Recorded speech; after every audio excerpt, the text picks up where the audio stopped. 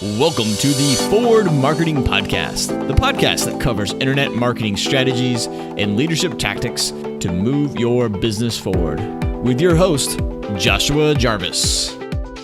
Hi, and welcome back to Forward Marketing Podcast. I'm your host, Joshua Jarvis. As always, you can catch us online at rdmarketing.com/podcast to get all of the podcasts that we've had in the past shows. And as always, you can also email me at joshua@forwardmarketing.com. And today's episode is kind of piggybacking on last week's episode around lead generation. In fact, all this year, we're going to be talking about lead generation. And super excited about today because today I'm going to kind of pull back the curtain and reveal the journey that I've had with podcasting. So last year, I started podcasting and wanted to continue into this year. And the reason is I do think it is a strong lead generation opportunity as well as something fun to do. And so I've come up with 5 things that you could use to generate leads from podcasting. So it's 5 ways that you can actually generate leads from podcasting. But before you get started though, on generating leads from podcasts, you have to have a podcast. So I figured, why not go ahead and talk about the ways to start a podcast. Now, I wasn't as privileged as some of you might have been to know about John Lee Dumas and his Podcaster's Paradise. And I am not an affiliate. Maybe I should be. But I did not go through his course. And so I did not have the experience that he has had. So I went through and sort of Googled my way to getting the equipment that I needed to do this. So in order to have a podcast, I really think you have to have a vision for the podcast. What is this going to be about? And as you learn, the way to lead generate is all tied in to what your podcast is about. So we're going to save that for a little bit for later, but we're going to talk just about the technical aspects of what you need. First, you need a microphone. I'm using a Audio Technica, and it's the 2100. As you can tell, I'm looking at it while I'm doing the podcast. And it says a USB. I plug it into my computer, and I can talk into it. Quality is much, much better than if I just used my webcam. Although, I do think the audio quality, some of you are going to hate me for saying this, is a little bit overrated.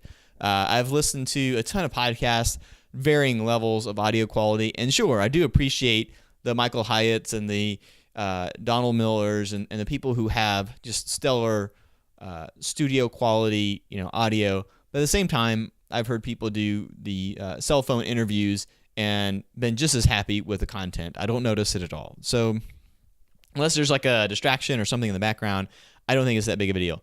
But do get a microphone. Don't just use your webcam. But if you just had your cell phone to run off of with, to me, the more important thing is to get started on these things. If you have a project or something you want to get started on, to me, that's so much more important to get started than to get hung up on these tools. The other thing you're going to need is some sort of audio editor. There is a free one out there called Audacity, which you could do just about as what I'm doing via with Audition. But my preferred one is Adobe Audition. I just like the way it's set up better than having to use Audacity for the same thing. So you need some sort of audio editing ability. Really, the audio editing thing is up to you whether you want to edit your podcast or not, but it does help put the intro and outro on it if you want to have any of the music. And it does give it sort of a professional feel. Now, you might be wondering, where do you get those intros and outros like the one I have here? Well, I created, it's my voice that's on the audio intro, but you can get one off of Fiverr. You can get, there's a resource that I think John Lee Dumas actually recommends that I've heard a lot of the podcasters use. So for less than $1,000, you can get someone to do a professional one.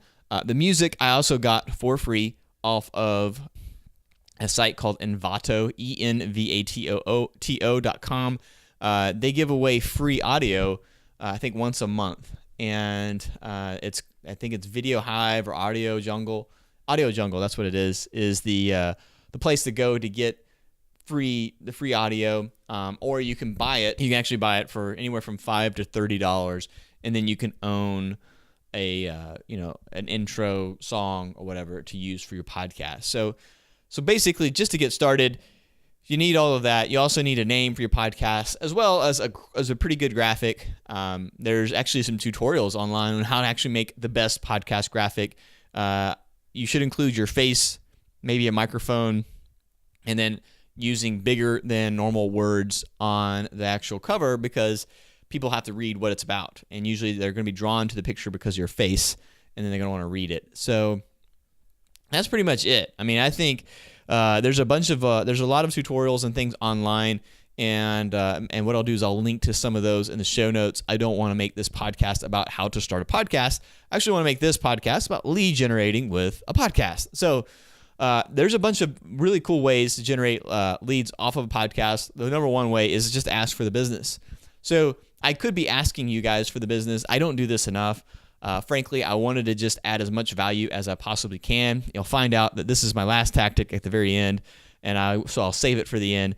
But basically, to lead generate is to ask for it. So I could say, I'm looking for marketing consulting opportunities, and so I could literally say, hey, for all your digital marketing consultant needs, please consider contacting forwardmarketing.com. I could do that at the very beginning, but I don't. And if you listen to these podcasts over the past few years, you'll notice, over the past year and this year, you'll notice that sometimes I'll go through and edit out all my ums and all my smacks, and sometimes I won't. And the reality of it is that I've not noticed any decrease or increase in subscribers based on that. So what I do notice is based on the topics. And so I want to focus on lead generation because I notice that those are the topics you seem to care the most about when you listen to this. And so I do want this to be one of the leading, when there's only like 4 or 5 lead generation podcasts. In fact, when I did a search for lead generation podcasts on iTunes, all I found were growth hacking and sort of email list subscribers, not actual lead generation for businesses. So they do kind of go hand in hand. Building your email list is certainly part of sort of growing your business, but at the same time, as a lot of you guys are sort of small businesses that sort of do other things like services, having a big email list isn't always going to necessarily translate into, more financial planning clients or more insurance clients or more home inspection clients. So anyway, so just ask for the business. So you could have a podcast pretty much about anything and ask for the business. That's typical radio 101. I have a good friend who's an insurance agent and does a radio show about sports and has a podcast that sort of piggybacks on the radio show, and simply just asking for the business. So it doesn't have to be related. Like I said, when you listen to a radio station, especially talk radio, if Neil Bortz or Rush Limbaugh or someone on NPR or your sports talk radio, someone comes on and tries to sell you something during the ad time, it doesn't matter that it's not related. In fact, there's a lot of people in my local area who don't like the ones I just mentioned, and yet they'll advertise on there because they're good advertising people. So to ask for the business, that's the number one way to get business, right? So the next one is answering questions. And this is great. This actually go ways back to when we said starting my blog, also future-proofing your marketing, simply answering questions. So you could come on and you could make a list of, let's say you wanted to do a podcast a week. And you said, okay, 50 podcast episodes. I'm just going to answer a question every episode. You would generate a lot of business that way. In fact, when the short sales were going on in real estate, I generated a ton of business by just answering questions for people via video. I should have turned that into a podcast had I had the wherewithal with it, because, after all, podcast came out in 2003, and it was like the 2005's word of the year, and we were right smack in the middle of, having the best real estate years there. And then when the market went south, podcasting was still started to grow legs and everything else. So I should have been doing that with podcasting. So it's a big missed opportunity on my part. However, for you, don't miss out. So if you're thinking about podcasting, one of the ways to generate leads off of it would be to answer questions, frequently asked questions. There's ways to actually generate these questions. And so if you're curious about what kind of questions your customers might be asking, there is a website called Answer the Public that you could actually type in your keyword and see what kind of questions they have about your product or service. Another tool that's out there is called SERPstat, and it's kind of this Ukrainian SEMrush type website, so that it's all for digital marketing. They don't have maybe the best database based on what my experience has been, but they do actually have some really cool tools. And one of these is a free tool that lets you see what kind of Google suggestions there are as far as questions are concerned, and actually as a little bit better than Answer the Public. And I give a shout out to Igor from NetPeak, that he kind of gave me a tip about that. He used to work at SerpStat and told me that it actually is better than the Answer the Public tool. So I'll have that in the show notes as well. You don't have to remember that, but basically, if you're struggling with questions to answer for your people, that may be one way. So you're gonna ask for the business. You can answer questions, or you could do both of those. The other way is to network with the people that you want to know. So most of us that have small businesses have an idea of the kind of person or client that they'd like to work with, the type of customer, the type of business. Hopefully, you've got an idea of the characteristics of that person. So you can kind of do it two ways. So I could approach someone that I want to actually be in business with. So right now, let's say, for instance, Forward Marketing does consulting for brokerages and real estate agents that have teams. So what we do is we come in, help them generate more leads, usually through the internet. A lot of my clients do it for SEO. So if I wanted to sort of grow that business in that particular area, what I could do is contact those brokers and interview them for my podcast as a way to network to them and build a relationship with them. Hopefully, through the course of doing the interview, I would ultimately end up with the business on the back end. Now, let's say that doesn't work. You're like, oh, I got egg on my face. I just did all these interviews with these people. Do not fear, because you've got listeners to the podcast. So as you're interviewing the people that you want to be connected to, you're also at the same time potentially talking to the same sort of people who are listening. So you kind of get a twofer there, whether you network to people that are like the people that you want to work with, or you actually network to the people that you actually want to work with. Either way, it's a win-win and a great opportunity for you to generate new opportunities for your business. At some point, calling leads does sort of feel a little bit disingenuous based on what we all do. I mean, well, a lot of us, if you're in e-commerce, I think this is true to some extent. And so all business owners are really in a relationship business just to different degrees, right? So, if you're interviewing someone, I don't really think they feel like a lead anymore. They kind of feel like a relationship. But in any case, that is another way that you can generate leads. The other one is to actually interview past clients. This may not seem like as a sort of an idea. This was one that kind of caught me by surprise. I did research on this one, and interviewing past clients. And it works the same way that interviewing potential clients would be. And that is, when you interview a past client, one, it's like a great testimonial that you get to use.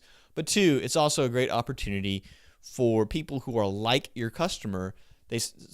People listen to things like that are like. So if you wanted to, like I gave my example that I do sort of marketing for brokers and for real estate teams.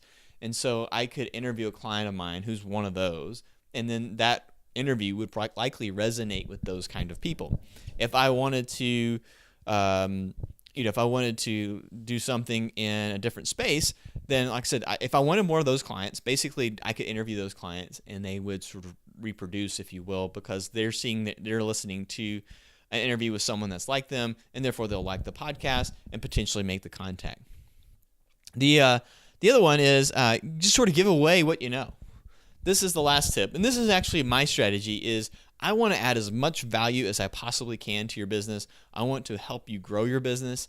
And so my strategy is to give you as much information as I possibly can in each of these podcasts and be as direct and transparent as I possibly can, so that I build enough credibility and trust with you that if you did have a need for digital marketing, that you'd feel okay calling me. Now, I've gotten leads from this podcast. It's been great. I've also gotten contacted from people who had questions. In fact, I actually enjoy that quite a bit. I enjoy this.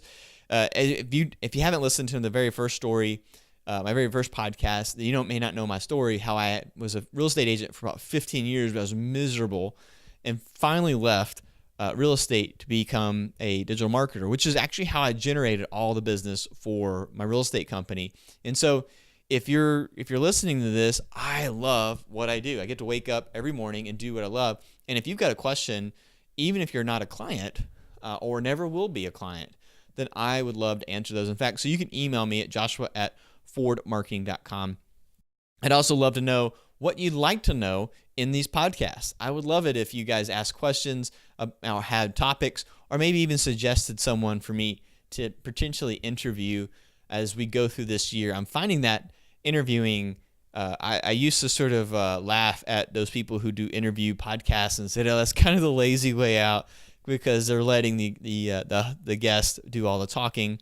But after trying to do this since the beginning of the year, I can tell you that my respect for them has gone up 100-fold, because it is tough to nail people down for a podcast interview, especially one that's like ours, where you get at least five. I mean, the email goes out to over 5,000 people who are listening. So we've got some big things in store this year. I'm pretty excited. Now, before I kind of get into the end of the episode, I kind of want to wrap this up for you guys and put maybe a little bow or some glitter on it or something. And so I had a client come to me one time and ask me about starting a podcast. I think you've got to get really specific on the audience that you want, as well as just kind of focusing on what do you want the result. As a result of listening to this, what's going to happen in someone's life.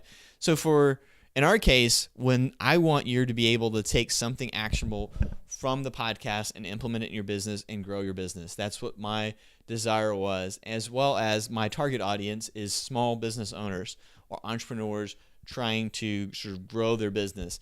And so I had someone talk to me about starting a podcast. And I think for it to work, for anyone that's listening to this, for you to really work this and actually generate leads, you've got to have a really long-term view. It's got to be 12 months plus view of how you're going to do this. It's really similar to radio in that way, that if you've ever advertised on the radio, it's rarely that you get instant success on the radio. It's usually time after time and time they hear your voice is when it works. So have the long-term view. Have the view that you want to add value to your audience, so that at the end of the day, like if I stop podcasting, then did I add value to the people who listened? And that's really my minimum standard, is that I need to do that. If I don't generate any leads, if I don't do anything else, it's okay with me. I think you need to have that attitude, because a podcast could be a credibility builder for you and nothing more. And that's fine. But so if you want to start this, you got to have the long-term view.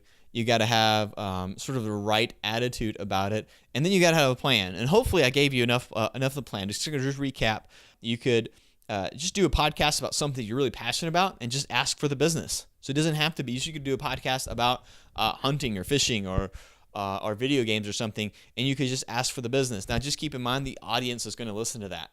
I would pick things that people do that are in the industries that you want. The same thing, you can answer questions. I think this is probably the one tactic that I think that business owners should be doing in their business, is answering questions via video and via or podcast or some other way, and through sort of the social media channels that are out there. Answering questions, it's the simplest, it's the easiest, it's the one thing that people could do to really have a sort of social media campaign, if you will, for a whole year.